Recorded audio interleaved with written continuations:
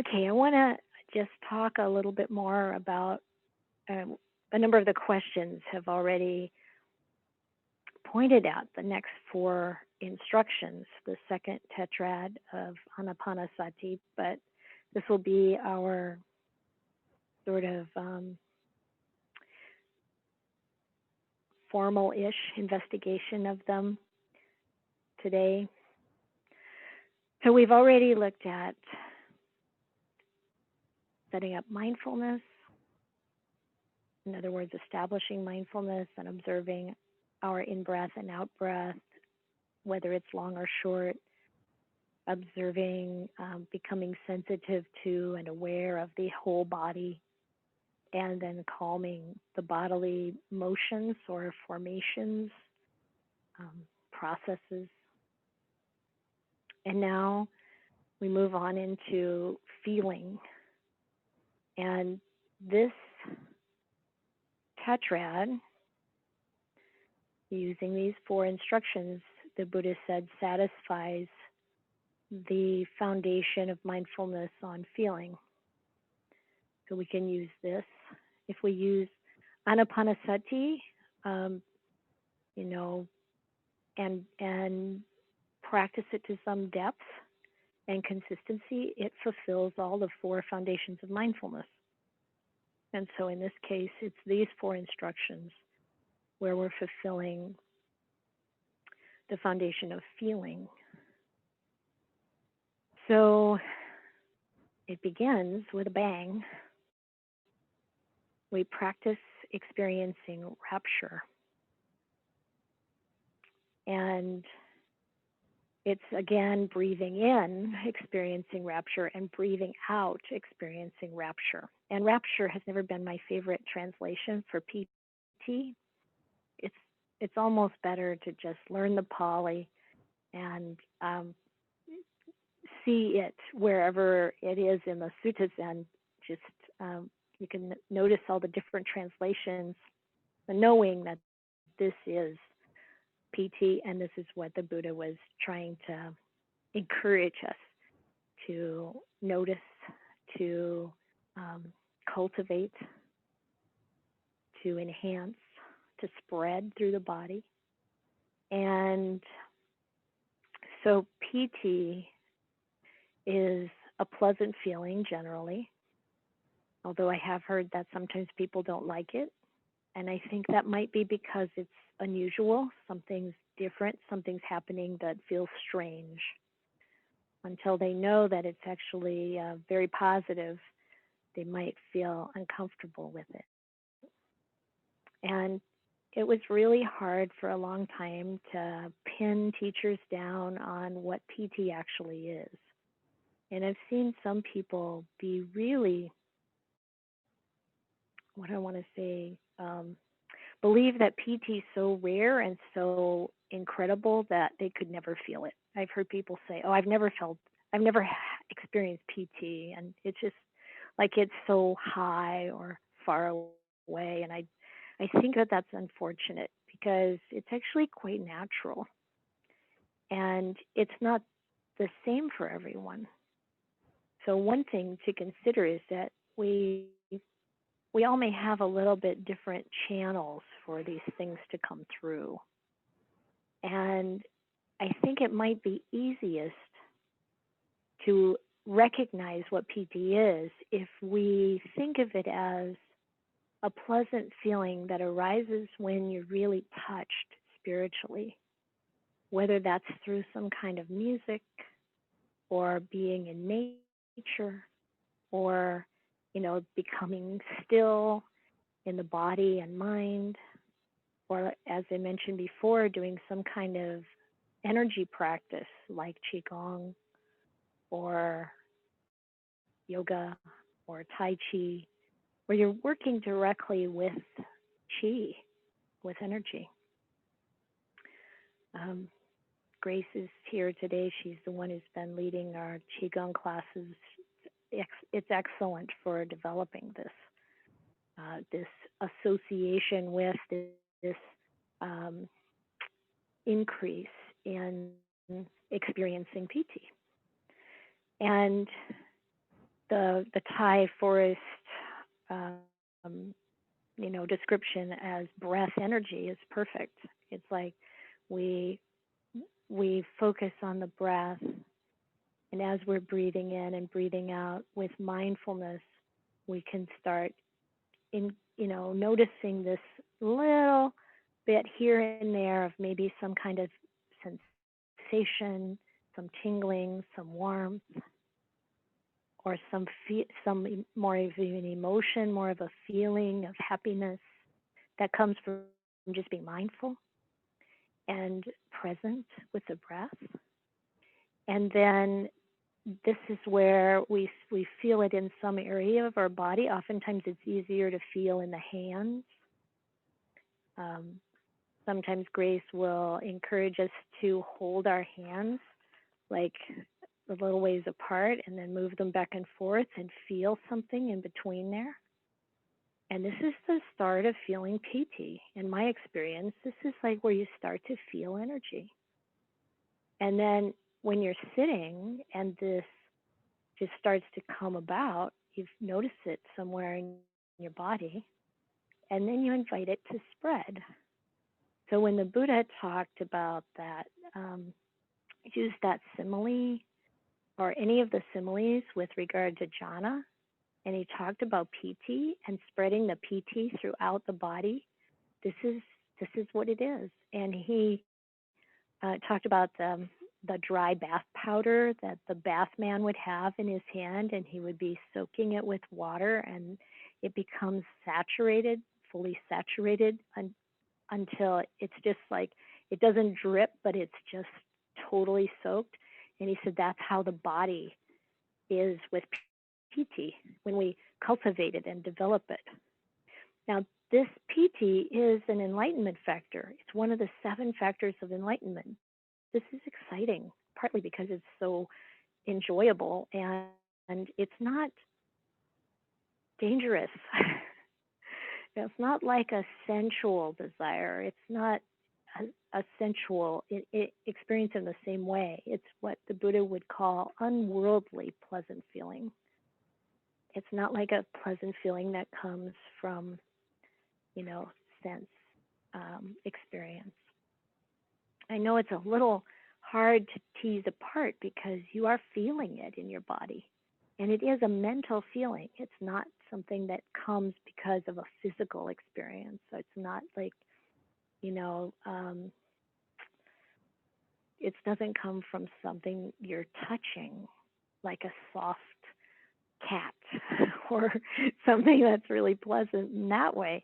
It's coming from the mind becoming still and more concentrated or more uplifted by a spiritual connection, an energetic connection.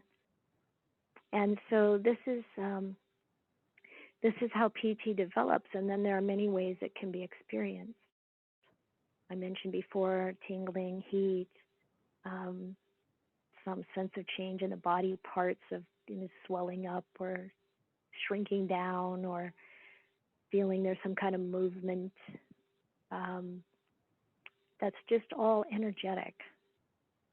And it's joyful.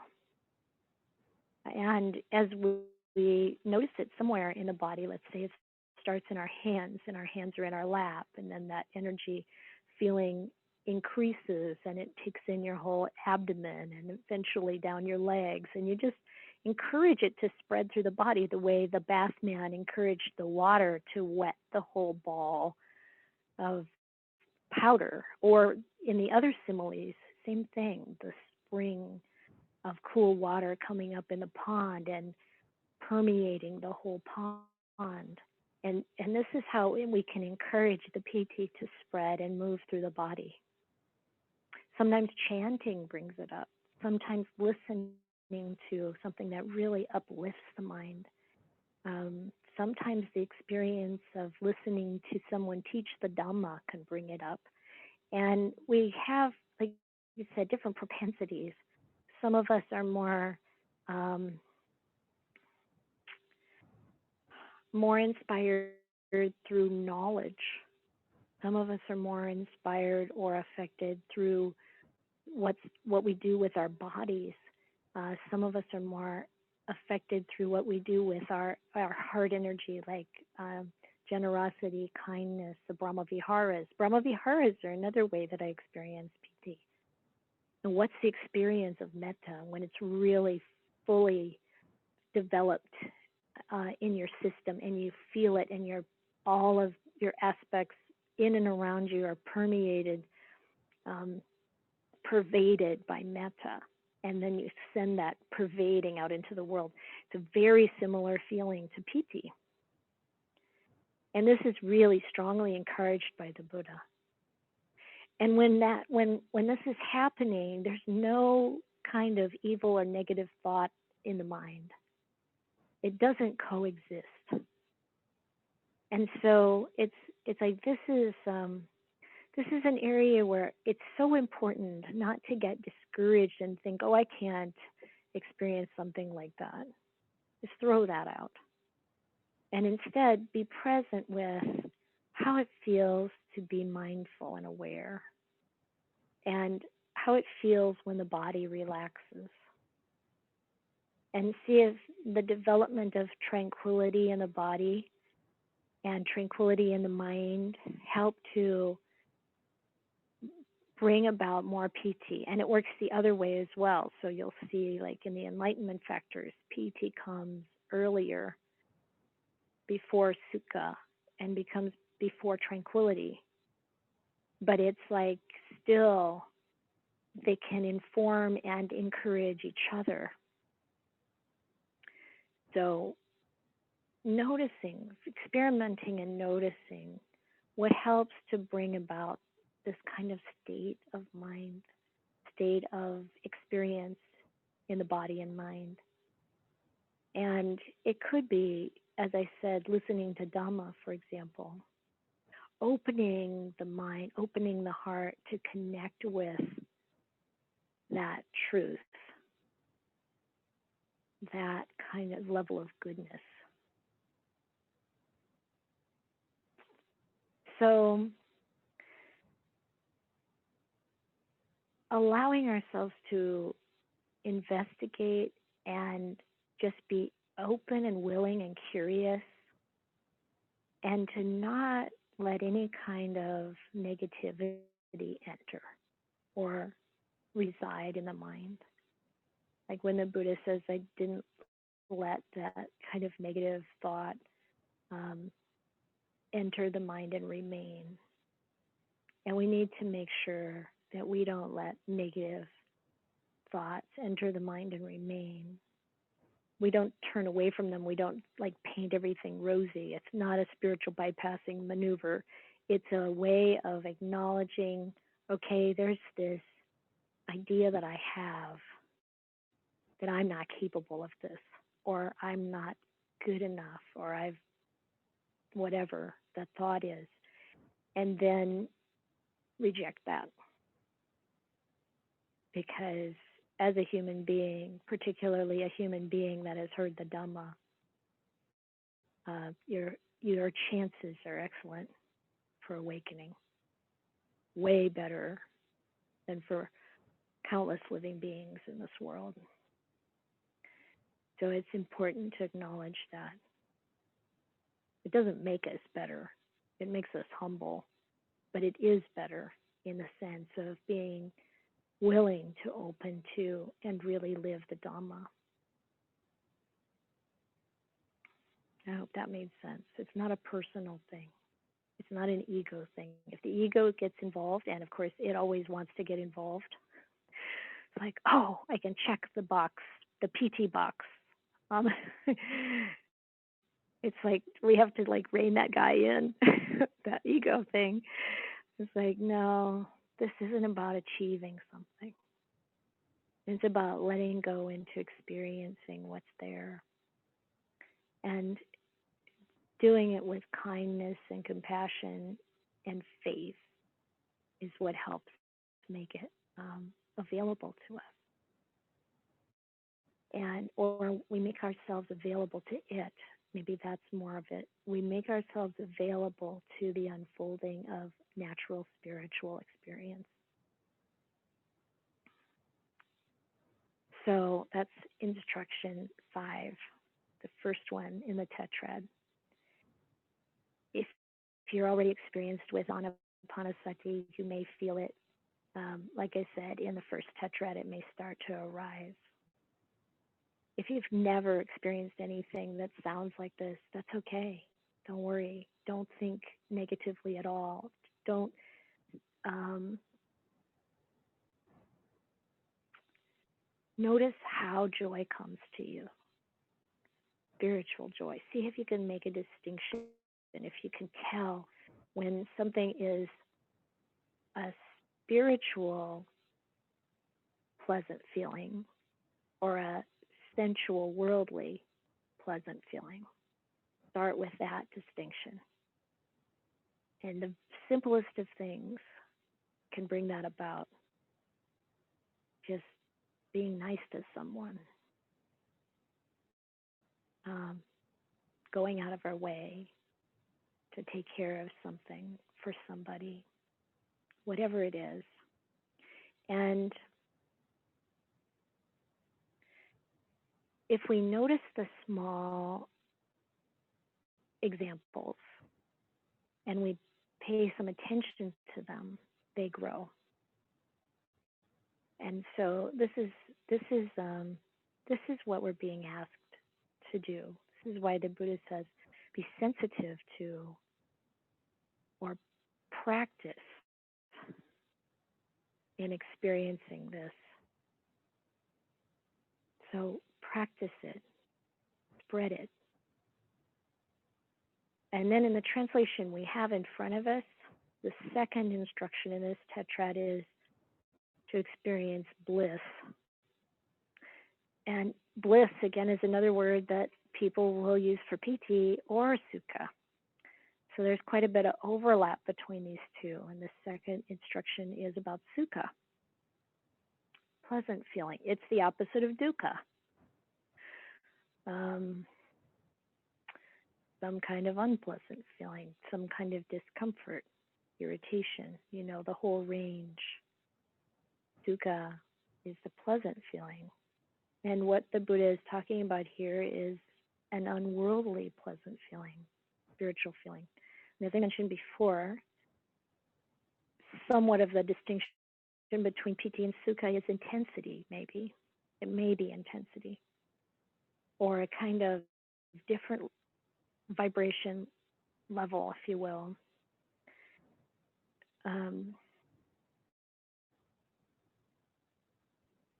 I would encourage you to notice when you feel different kinds of pleasure, different kinds of joy, and what that feels like, so that you can tell when it's exuberant, when it's thrilling, or when it's just easy, ease-filled, happy. And sometimes you can experience some of these differences even when you're relating to different people. Like there may be people that you've had contact with are just full of joy and happiness. They're kind of consistently happy and bright. And the energy or the sense we have being with them or being with someone who's not that way, how do we experience that? There's different ways, we can develop our sensitivity, our discernment around different kinds of energy. And from that, recognize what it is that the Buddha was trying to encourage us to cultivate for the purpose of awakening. It wasn't about just feeling good, even though we will, and we do, when we have these experiences. So we have PT and then our presence and awareness our practice of breathing and experiencing sukha, breathing out, experiencing sukha. And the PT doesn't go away when the sukha starts. It's it's not like one or another. They're not mutually exclusive. They can exist together on slightly different levels. And you can notice that. So from my experience, I mean, this is not the time to drift off during meditation. This is really fun. This is super nice.